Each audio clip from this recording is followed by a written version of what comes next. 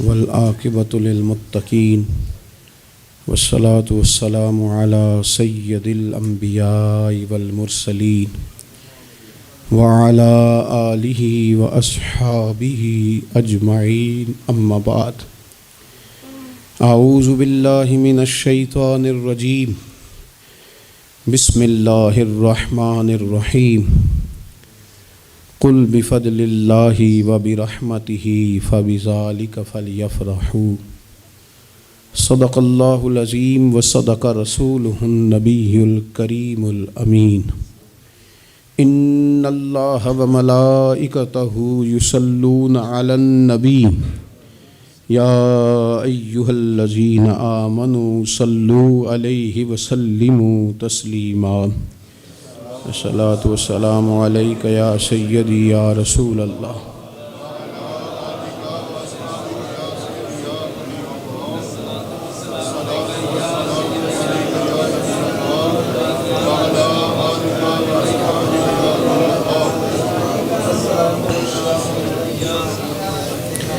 حمد و صلوات کے بعد دوستو، بزرگوں اور بھائیوں، انسان اپنی زندگی میں جیسے جیسے شب و روز طے کرتا ہے، بہت سارے مواقع زندگی میں اسے دیکھنے نصیب ہوتے ہیں۔ ہمارے ہاں کچھ تقریبات کی جاتی ہیں، خوشی کے موقع پر بھی اور غم کے موقع پر بھی۔ خوشی کی تقریبات بھی پہلے بڑی مختصر، جامع، پروقار اور وزادار ہوتی تھی۔ نکاح کا مطلب ہے دو گواہوں کی موجودگی میں ایجاب و قبول کرنا۔ مختصر سے لوگوں کے بیچ بیٹھ کے نکاح ہو جاتا تھا، مختصر سے لوگ ولیمے کی دعوت کے بعد دعائے خیر پر اپنے اپنے گھروں کو چلے جاتے تھے۔ ہندوستان میں مسلمانوں نے ہندوؤں کو دیکھا کہ وہ مہندی کی رسم کرتے ہیں،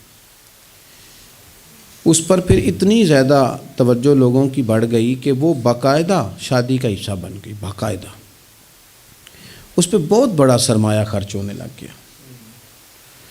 پھر اس کے ساتھ ساتھ فی نفس ہی عورت کا ہاتھوں پہ مہندی لگانا تو ناجائز نہیں، لیکن اس میں پھر ایک باقاعدہ تقریب رکھ لینا، پھر مرد عورتوں کا اکٹھے ہونا، پھر ڈھول ڈھمکا ہونا، پھر شور شرابہ ہونا، اس کی شریعت قطعاً اجازت نہیں دیتی۔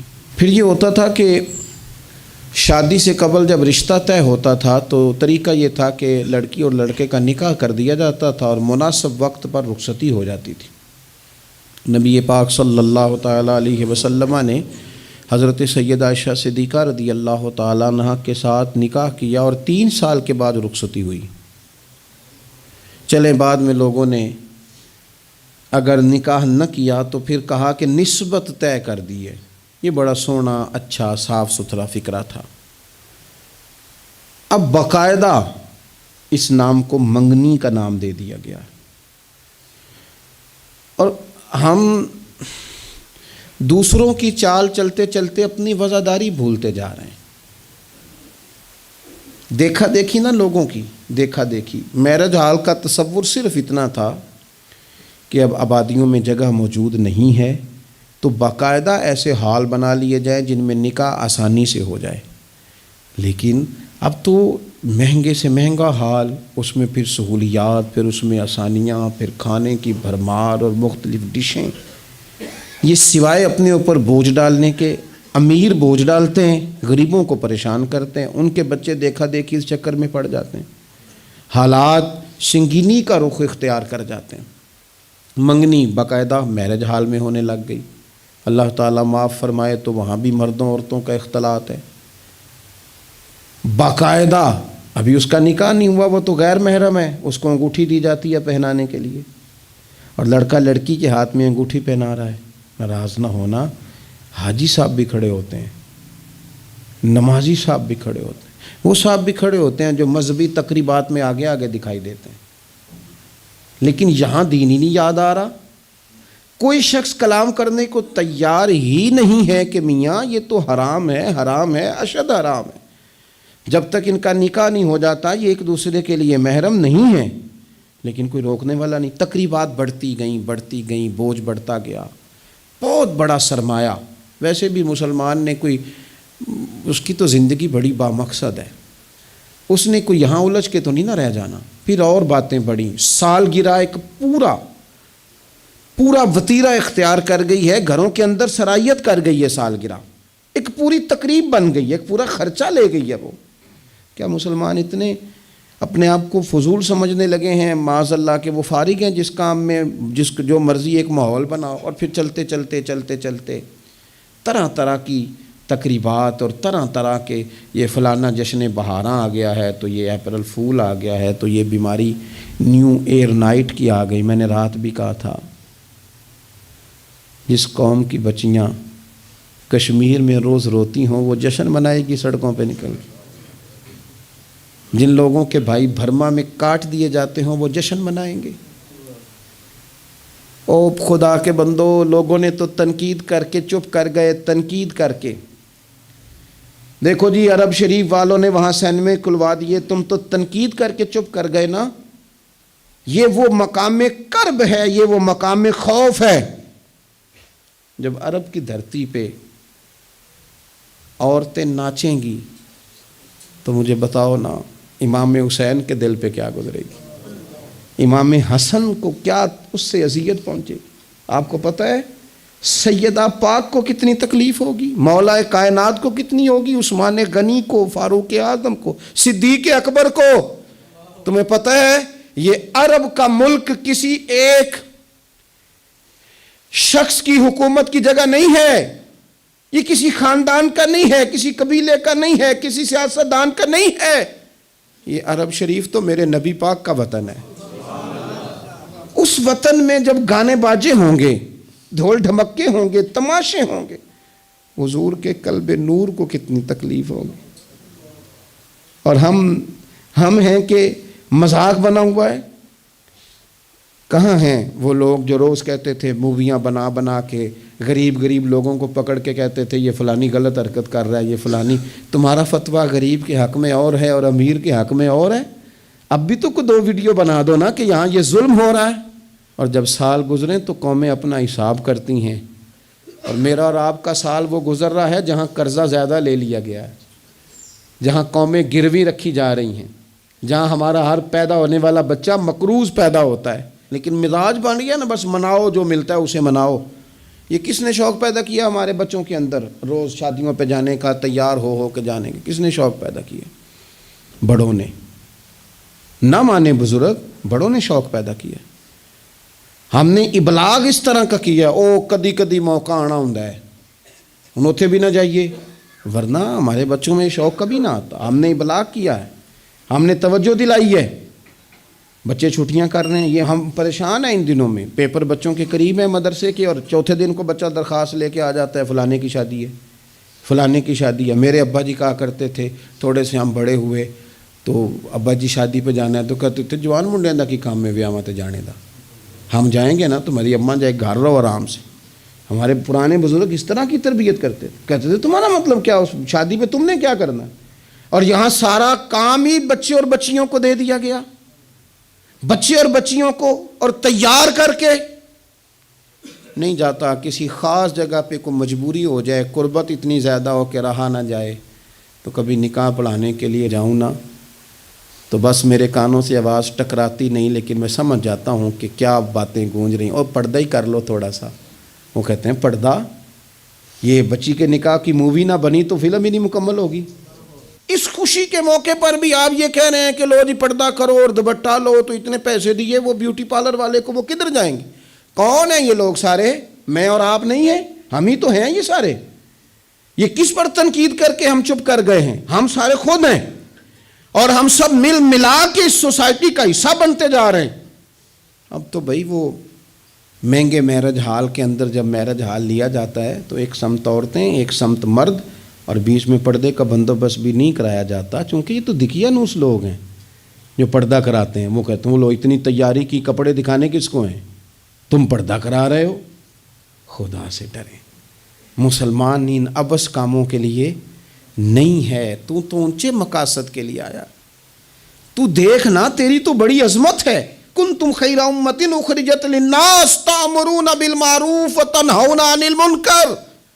تجھے تو بھیجا تھا کہ تو دنیا میں خیر عام کرے گا، برائی کا ہاتھ تھامے گا، تو کہاں الجھ کے رہ گیا؟ اپنی تقریبات پر تھوڑی توجہ دیں۔ ایک تو یہ خوشی کی تقریبات، پھر ایک غم کی تقریبات۔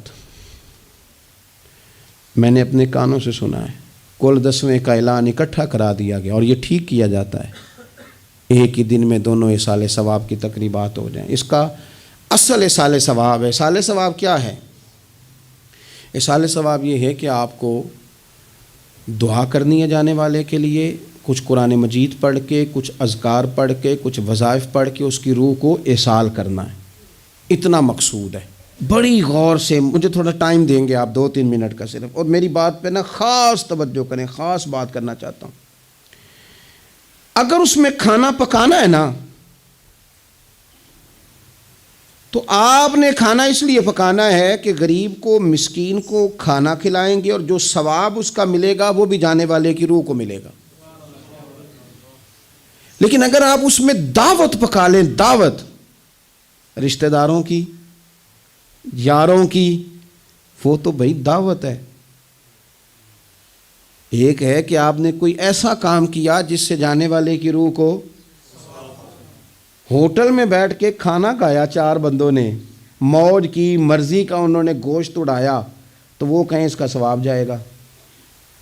یہ جو دعوت کا لفظ ہے نا، کہ دعوت کی، امیر لوگ سارے اکٹھے کیے، رشتہ دار، دوست احباب، سیاسی سب آ گئے، اب آپ نے وہ دعوت کی اور نام آپ نے ختم شریف کا دے دیا۔ آپ تھوڑی گہرائی سے سوچیں کہ یہ ختم بنتا ہے؟ ویسے ذہن قبول کرتا ہے کہ یہ ختم شریف ہے؟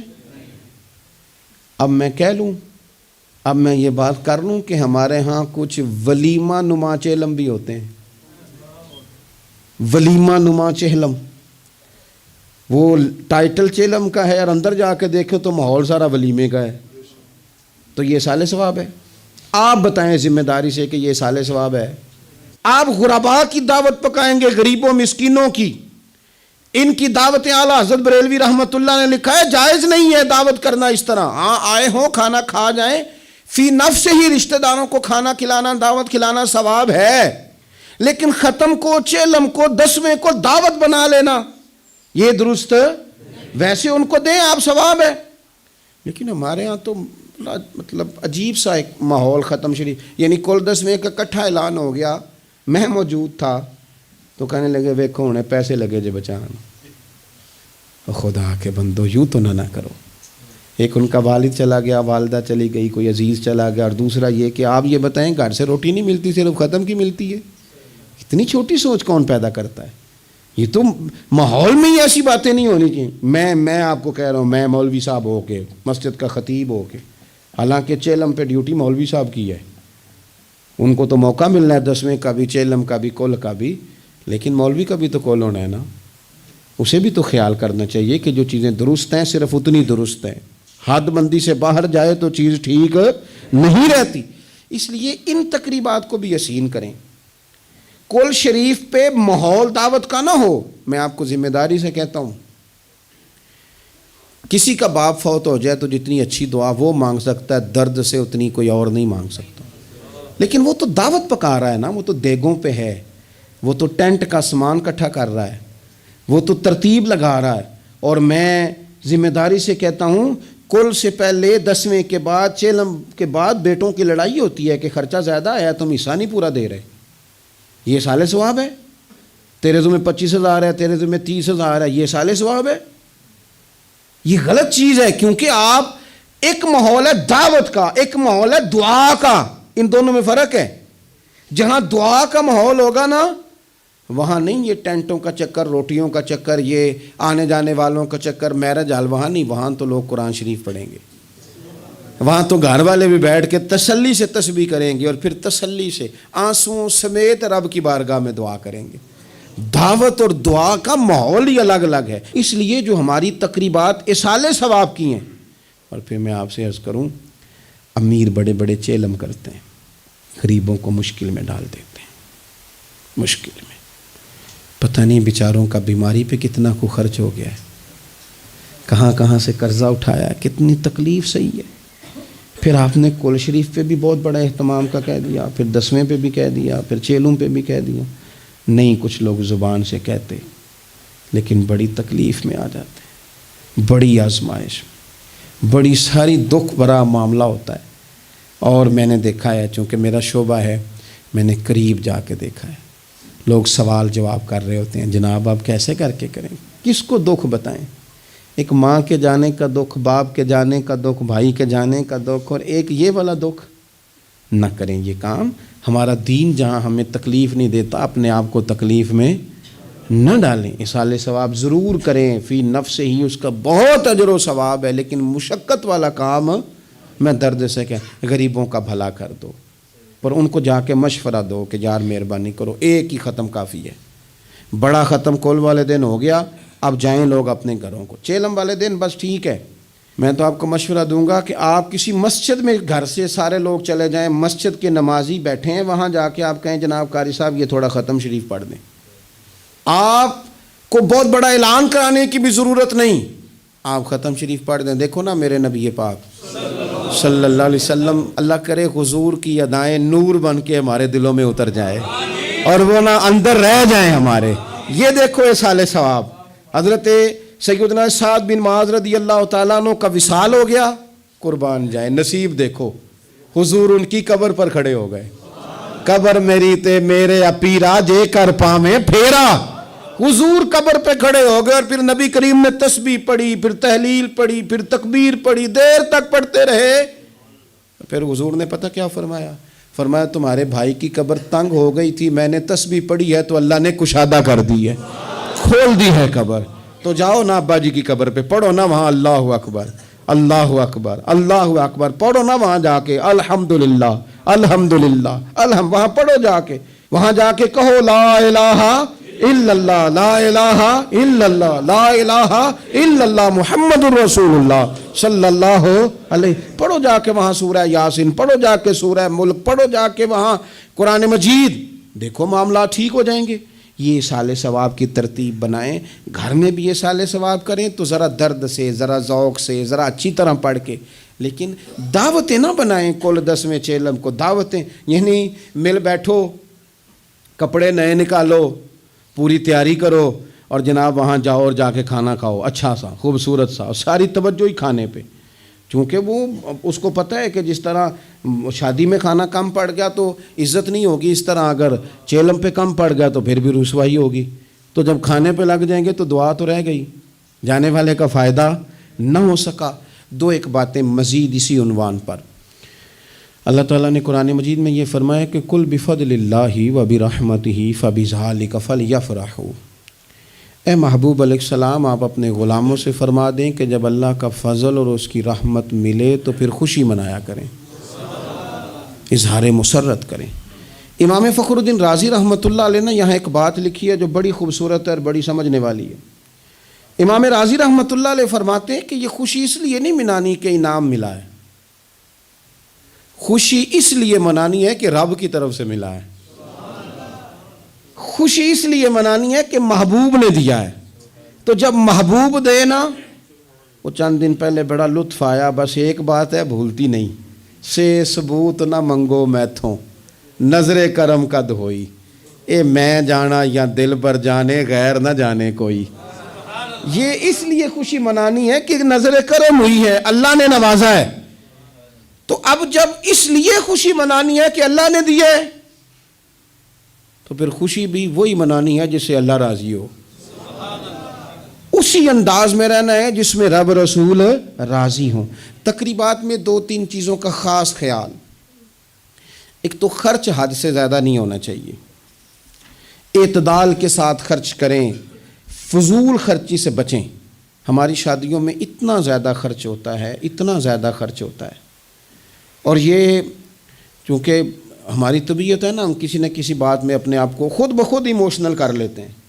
میرا پہلا منڈا ہے تو میں زور لانا ہے، سارے چاہ کرنے، پھر میرا آخری ہے تو ہن بھی میں سارے چاہ، او دیکھو جی آخری شادی ہے، او یہ آخری نہیں ہے میرے بھائی، کس نے آپ کو کہا؟ دعا کریں نا اللہ بیٹے کو بھی بیٹے دے، اللہ بیٹے کو بھی بیٹیاں دے، تو ان کی بھی شادیاں ہوں، تو آخری تو نہ ہوئی۔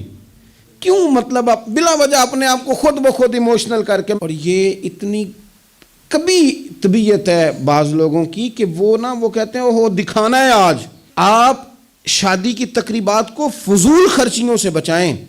قرآن مجید نے کیا کہا کلو وشربو ولا تسرفو، کھاؤ بھی پیو بھی، فضول خرچی نہ کرو، اعتدال میں رہ کے کرو سارا کام، لیکن میانہ روی میں، اعتدال میں. ایک قرضہ وہ ہے جو انسان مجبور ہو کے لیتا ہے، کوئی مجبوری آ گئی، کوئی تنگ دستی آ گئی، کوئی نقصان ہو گیا. ایسے مقروض کے ساتھ تو نبی پاک صلی اللہ تعالیٰ علیہ وسلم نے اظہار ہمدردی فرمایا ہے. ایسے مقروض کو مہلت دینے کا کہا ہے جو مجبور ہو کے قرض لیتا ہے. حضور صلی اللہ علیہ وسلم نے فرمایا اگر تم نے کسی شخص سے قرض لینا ہے اور وہ تنگ دست ہے تو تم اسے مہلت دو. تم جتنے دنوں کی اسے مہلت دو گے نا، اور جتنے پیسے تم نے لینے ہوں گے اتنے ہی پیسے روز اللہ تمہیں صدقہ کرنے کا ثواب عطا فرمائے گا. اظہار ہمدردی کیا. اور کریم ہے نا محبوب، لاجپال ہے نا محبوب، عطائیں کرنے والے ہیں نا محبوب. کون دیتا ہے دینے کو منہ چاہیے، دینے والا ہے سچا ہمارا نبی. اور مانگیں گے مانگے جائیں گے، منہ مانگی پائیں گے. سرکار میں نہ اللہ ہے نہ حاجت اگر کی ہے. حضور فرماتے ہیں ابن ماجہ میں محبوب کریم علیہ السلام کا فرمان موجود ہے. محبوب فرماتے ہیں میں مومنوں کی جانوں سے بھی زیادہ قریب ہوں. اگر میرا کوئی مسلمان مومن میرا امتی فوت ہو جائے اور اس کے ذمہ قرض ہو تو مجھ سے آ کے لے لینا، میں اپنے امتی کا قرض ادا کر دوں گا. اور حضور سید عالم صلی اللہ تعالیٰ علیہ وسلم، میں پھر کہہ رہا ہوں اس میں کئی روایات آپ کے سامنے رکھ سکتا ہوں. حضرت ابو امامہ رضی اللہ تعالیٰ عنہ انصاری صحابی ہیں، فرماتے ہیں میں بڑا پریشان تھا اور مسجد میں بیٹھا تھا. قرض بہت بڑی اذیت ہے. مقروض قیدی ہے، صحت ہونے کے باوجود بیمار ہے، گھر ہونے کے باوجود بے گھر ہے، ساری آسانیاں ہونے کے باوجود تکلیف میں ہے چونکہ مقروض ہے. ہر وقت کی اذیت ہے، ہر وقت کی ٹینشن ہے. حضرت ابو امامہ رضی اللہ عنہ فرماتے ہیں میں مسجد میں بیٹھا تھا، قربان جائیں نبی کریم علیہ السلام تشریف لائے اور محبوب کے میٹھے اور مد بھرے جملے، کک سواد نہیں مشری اندر اسی کھنڈاں وی چک ڈٹھیاں، انہاں ساریاں شیواں نالوں گلاں سجن دیاں مٹھیاں. محبوب نے فرمایا ابو امامہ کیا بات ہے یار، یہ وقت نہیں مسجد آنے کا، اور اس وقت کے اندر میں تمہیں مسجد میں دیکھ رہا ہوں، اس وقت کیوں بیٹھے ہو؟ عرض کرنے لگے حضور مجھے قرض نے پریشان کر دیا، آزمائش میں آ گیا ہوں، حضور کیا کروں؟ تو نبی کریم نے فرمایا میں تمہیں دعا سکھاتا ہوں نا. حضور نے دعا سکھائی، کہاں پڑھو اللہم انی اعوذ بک من الہم والحزن واعوذ بک من العجز والکسل واعوذ بک من الجبن والبخل واعوذ بک من غلبۃ الدین وقہر الرجال. فرمائے اس دعا کو پڑھا کرو اللہ خیر کر دے گا. حضرت ابو امامہ فرماتے ہیں لوگوں میں نے یہ دعا پڑھی، میرے نصیب دیکھو پڑھی میں نے پر سیکھی میں نے ڈائریکٹ حضور سے ہے. میں نے یہ دعا پڑھی، اللہ نے میرے قرضے بھی دور کر دیے اور میرے غم بھی سارے دور کر دیے. ہمارے تو وظیفے میں اعلیٰ حضرت نے اس دعا کو شامل کر دیا. فرمایا اسے پڑھو، صبح بھی پڑھو شام بھی پڑھو، غم بھی دور ہوں گے قرضے بھی دور ہوں گے. اور یہ روایت سنن ابو داؤد شریف میں موجود ہے. عزیز بھائی نبی پاک اظہار ہمدردی کرتے، لیکن جو بندہ جان بوجھ کے قرضہ لے، جان بوجھ کے قرضہ لینے سے مراد کیا ہے؟ شہرت کے لیے، دکھاوے کے لیے، زیادہ خرچے کرنے کے لیے، مہنگی شادی کرنے کے لیے جو بندہ قرضہ لے اس کے بارے میں پتہ ہے رسول کریم صلی اللہ تعالیٰ علیہ وسلم نے کیا فرمایا؟ محبوب فرمانے لگے یہ المستدرک میں موجود ہے، ذرا لفظ دیکھیے گا حدیث کے. حضور فرمانے لگے میں کفر اور قرض سے اللہ کی پناہ مانگتا ہوں. میں کہہ چکا ہوں کہ شارحین حدیث نے لکھا یہ وہ والا قرض ہے جو بندے نے شہرت کے لیے لیا، خرچے بڑھانے کے لیے لیا، مہنگی شادی کرنے کے لیے، دکھاوے کے لیے کام کرنے کو لیا، مجبور نہیں تھا جان بوجھ کے لیا. حضور فرمانے لگے میں کفر اور قرض سے اللہ کی پناہ مانگتا ہوں. تو صحابی نے عرض کی یا رسول اللہ آپ قرض اور کفر کو برابر کر رہے ہیں، ایک جگہ ذکر فرما رہے ہیں؟ تو حضور نے فرمایا ہاں میں ایک جگہ ذکر کر رہا ہوں، میں ان دونوں کا ذکر اکٹھا کر رہا ہوں، کفر اور قرض. اتنی بڑی بات، اعتدال میں رہیں، کم سے کم قرضے. اور یہ سارا کچھ ہو سکتا ہے، کوئی مشکل کام نہیں ہے. دوسری بات، ایک تو شادی میں خرچ کم سے کم کریں تقریبات میں، اور دوسری بات یہ کہ تھوڑا سا نا پردے کا اہتمام ہو. میں کوئی تنقید نہیں کرتا، طنز نہیں کرتا، چونکہ ہماری بہنیں مائیں بیٹیاں ہوتی ہیں، ہم نہیں انہیں سمجھانا ہے، ان کو ذرا سمجھائیں، ان کو یہ بتائیں کہ قیمتی چیزیں جو ہوتی ہیں وہ پردوں میں ہوتی ہیں۔ ہمارے گھر میں 20 تولے سونا پڑا ہو تو ہم نے کبھی نہیں باہر نکل کے بتایا کہ پڑا ہے، کیونکہ قیمتی ہے نا، تو پردے میں رکھا ہوا ہے، اس کی چابی کا بھی ہم خیال رکھتے ہیں کہ کہیں گم نہ ہو جائے۔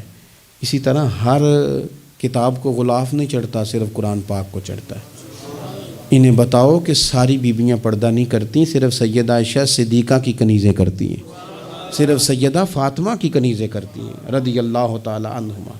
تھوڑا سا نا پردے کا اہتمام۔ شادی بیاہ پہ تو بالکل ہی معاملہ گڑبڑ ہے، اور پوری تیاری کر کے عورتیں معاذ اللہ آ جاتی ہیں، اور یہ تو روکنا ہے ان کے ورثاء نے، ان کے جو ولی ہیں۔ عورت نے جو بناؤ سنگار کرنا ہے وہ تو گھر میں اپنے خامد کو دکھانے کو کرنا ہے، تو وہ گھر میں کرے جب اس کو ضرورت ہو، لیکن اس طرح سے لے کر کے اس کو بیاہ میں جانا، شادی میں جانا، مہندی کی تقریب میں جانا، یہ نہ عقلاً ٹھیک ہے، نہ نقلاً ٹھیک ہے، نہ تہذیب کے طور پر ٹھیک ہے، نہ سوسائٹی میں مہذب لوگ اس طرح کا کوئی کام کرتے ہیں۔ سنو، نبی پاک صلی اللہ تعالی علیہ وسلم نے ارشاد فرمایا، شرک کے بعد جو سب سے بڑا گناہ ہے وہ بدکاری ہے، بے حیائی ہے۔ اور نبی پاک علیہ السلام نے فرمایا کچھ عورتیں ایسی ہیں جو لباس پہن کے بھی ننگی ہیں۔ فرمایا یہ وہ عورتیں ہیں جنہیں اللہ تبارک و تعالی جنت کی ہوا بھی عطا نہیں کرے گا، خوشبو تک نہیں ملے گی۔ ان کو یہ سمجھائیں۔ یہ آج کل بڑا عروج ہے شادیوں کا۔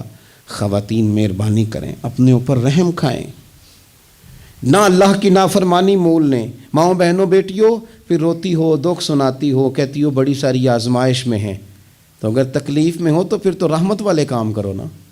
بندہ تکلیف میں بھی ہو، دکھوں میں بھی، اور کام عذاب والے کرے تو اسے کس طرح کر کے آسانی میسر آئے گی؟ اس لیے شریعت اسلامیہ کے دائرے کے اندر وقت گزاریں۔ تیسری گزارش تقریبات کے حوالے سے، تیسری اور آخری یہ ہے کہ ہم نہ شادی ہو، بیاہ ہو، کوئی بھی معاملہ ہو، ہمارا یہ مزاج بن گیا ہے کہ ہم نہ تعلقات نبھاتے ہیں۔ دفتر کے لوگوں کو بلائیں گے، ہمارے جو بزنس کے متعلقہ لوگ ہیں ان کو دعوتیں دیں گے، جن لوگوں سے ہمیں کوئی سیاسی سماجی کام پڑ سکتا ہے انہیں بلائیں گے۔ دعوت بھی کبھی کھلائیں گے تو کوشش کریں گے اس بندے کو کھلائیں جو بندہ نا جس کی ذرا فوٹو صحیح آتی ہے، لائکس اچھے ملتے ہیں۔ اسی طرح کا معاملہ شادی میں ہم نے کر لیا ہے، صرف اپنے فائدہ دیکھ کے، نفع دیکھ کے، بلکہ اخباروں میں بعض میں خبر آتی ہے فلاں کے بیٹے کا ولیمہ سیاسی اجتماع بن گیا، غرباء کو موقع نہیں ملتا۔ ہمارے استاد صاحب بات سنایا کرتے تھے، وہ فرماتے تھے کہ ایک آدمی کو کسی نے بلا لیا شادی پہ، تو کسی گیراج میں کسی ورکشاپ پہ کام کرتا تھا، تو وہ نہ وہیں سے کپڑے نہ بدل سکا، انہی کپڑوں میں وہ اسی طرح آلودہ تھے کام کے ساتھ۔ اس نے کہا کہ اگر میں گھر گیا تیار ہونے تو وہ لیٹ نہ ہو جاؤں، تو اسی طرح چلا گیا۔ اس کو چوکیدار نے اندر ہی نہیں جانے دیا، کہا تو کدھر آ گیا؟ اس نے بڑی کہا بھی مجھے بلایا ہے، میرا تعلق ہے۔ اس نے کہا نہیں نہیں، تجھے کیسے بلا لیا؟ کیونکہ اسے پتہ تھا نا ان لوگوں کا تو اسٹیٹس ہی اور ہے، غریب آدمی ان کی دعوت میں۔ اس نے کہا جا، تجھے نہیں بلایا، اندر ہی نہیں گھسنے دیا۔ اب وہ جلدی سے گاڑی بھگا کے گھر گیا، وہ کاٹن شاٹن مایا شایا تگڑے کپڑے، ویسٹ کوٹ، اچھے طرح سوٹ بوٹ پہن کے جب وہ واپس لوٹا نا تو اس نے جناب خود سے اسی چوکیدار نے خود دروازہ کھولا، اندر بھیجا۔ اب وہ جب کھانا شروع ہوا نا تو اس نے ایک ڈونگا لیا سالن کا اور اپنا کرتا پکڑ کے اس میں ڈبو دیا، پھر دوسرا کرتا ڈبو دیا۔ تو لوگوں نے کہا تم باولے تو نہیں ہو گئے، یہ کیا کر رہے ہو؟ اپنے کپڑے آلودہ کر رہے ہو سالن سے۔ کہنے لگا میری تو دعوت نہیں، دعوت تو کپڑوں کی ہے، اگر میری ہوتی تو مجھے تو پہلے بھی داخل ہونے دیتے، یہ تو ان کپڑوں کی دعوت ہے میاں، تو یہ چونکہ ان کی دعوت ہے تو انہیں کہہ رہا ہوں کھاؤ کھانا، میری تو ہے ہی نہیں دعوت، ان کو کھانا چاہیے۔ اس لیے کہ یہاں تو گاڑیوں کی دعوت ہے، یہاں تو کوٹھیوں کی دعوت ہے، یہاں تو دعوت اس بات کی ہے کہ بڑی پجاروں میں کون آیا ہے؟ رسول کریم صلی اللہ تعالی علیہ وسلم نے فرمایا ولیمے کے کھانوں میں بدترین کھانا، یہ صحیح بخاری ہے، فرمایا ولیمے کے کھانوں میں سے بدترین کھانا وہ ہے اس میں امیروں کو تو بلایا جائے پر غریبوں کو نہ بلایا جائے، وہ بدترین دعوت ہے۔ اس لیے بعض صوفیہ تو یہ فرماتے ہیں کہ کوشش کر کے نا بعض غریبوں کو منت کر کے لے آؤ اپنے ولیمے کی، اپنی تقریبات کی دعوتوں میں، تاکہ تمہارا کھانا اچھا کھانا تو بن جائے نا، تمہارا کھانا بہترین کھانا تو بن جائے نا، تمہارا کھانا اعزاز والا تو ہو جائے، کچھ تو غربا کو دعوت دے لو۔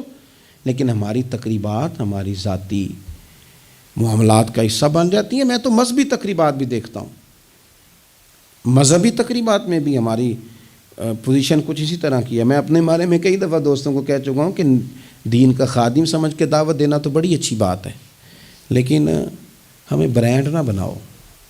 ہمیں بعض جگہ بڑی اچھی طرح سمجھ آ جاتی ہے کہ بعض آدمی کا بات کرنے کا سٹائل کیا ہے، اور جو آدمی روز اتنی لمبی چوڑی تقریر کرتا ہے، اس کو جب آ کے کوئی شخص بات سنانے کی کوشش کرتا ہے تو پتہ چلو اکثر چل جاتا ہے کہ کہاں سے بات کر رہا ہے۔ چلیں، جواب نہ دینا کئی دفعہ اخلاقی طور پر درست نہیں ہوتا۔ دینی تقریبات کو کوئی ضروری ہے کہ 600 آدمی 400 آدمی بیٹھے گا تو پھر ہماری محفل ہوگی؟ کوئی ضروری ہے؟ اس لیے تو غریب آدمی نے جلسے کو ہاتھ ڈالنا ہی چھوڑ دیا، جلسہ مہنگا ہی بڑا ہے۔ غریب آدمی نہیں یہ کام کرتا، وہ کیسے محفل کرے گا؟